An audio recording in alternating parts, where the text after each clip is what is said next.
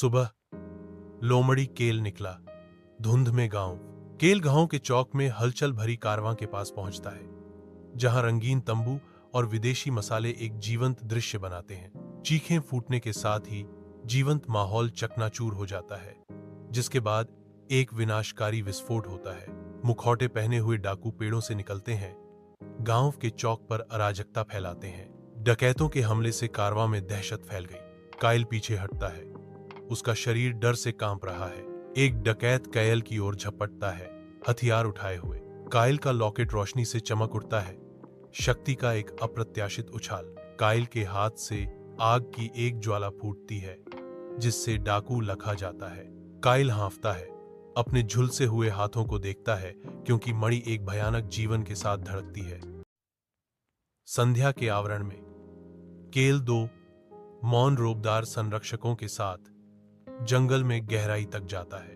केल और संरक्षक वर्म आउटपोस्ट पर पहुंचते हैं, जो तैरते हुए क्रिस्टल से जगमगाता हुआ पर्वतीय पत्थर का किला है।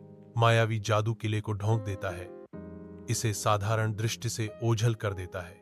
मैं आश्चर्य से देखता हूं। केल को वर्म आउटपोस्ट में ले जाया जाता है, जहां दीवारों में भी गुप्त जादू स्पंदित होता है। प्राचीन जादूगर ताबीज की ऊर्जा को महसूस करते हैं।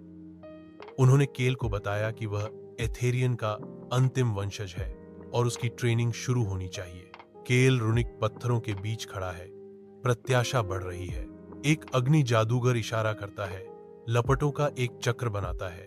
केल जादू को दोहराने की कोशिश करता है, लेकिन कुछ नहीं होता। केल पर निराशा छा जाती है, क्योंकि जादू उसे चकमा देता है। प्रशिक्षण क्षेत्र में डिनो खड़ा है, उसका ध्यान पूरी तरह से केंद्रित है, क्योंकि लॉकेट शक्ति से स्पंदित होता है। उसके हाथ एक नरम चमक के साथ प्रज्वलित होते हैं। सच्ची आग की एक चिंगारी उसके नियंत्रण में खूबसूरती से नाचती है। चिंगारी नाचती है, नियंत्रित और शालीन। दूसरे लोग हैरानी से देखते हैं। शहर घेराबंदी में है, आकाश काला है, आग की लपटें इमारतों को निगल रही हैं और चीखें हवा में गूंज रही हैं। मालग्रिन राजधानी पर उतरता है, जिससे अराजकता और विनाश होता है। कायल एक बालकनी में खड़ा है, उसके चेहरे पर निराशा और दृढ़ संकल्प का मिश्रण है। वह अपने पेंडेंट को कसकर पकड़ता है, जो उसके लिए आशा का प्रतीक है। केल प्राचीन खंडहरों में प्रवेश करता है। खगोलीय वास्तुकला ऊपर की ओर ऊंची है। तारों से भरी रात में क्रिस्टल तैरते हुए चमकते हैं, जो एक अलौकिक वातावरण बनाते हैं। यह जानते हुए कि उसका भाग्य अधर में लटका हुआ है, केल सावधानी से आगे बढ़ता है। केल मंदिर के हृदय में कदम रखता है, जहां प्राचीन शक्ति प्रतीक्षा कर रही है।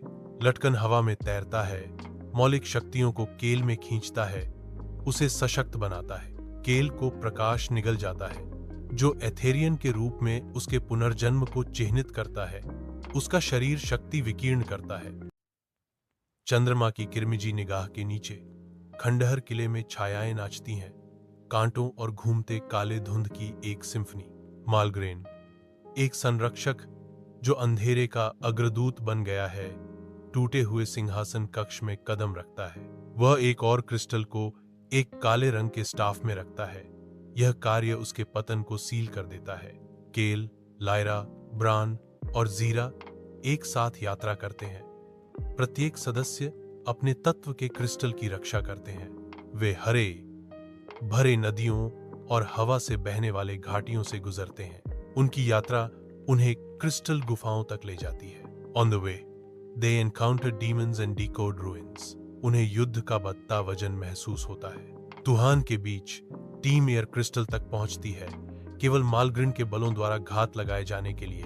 जीरा हिचकिचाती है, उसकी निगाहें केल से हट जाती हैं। एक रहस्य उस पर भारी पड़ रहा है। रहस्योद्घाटन हुआ।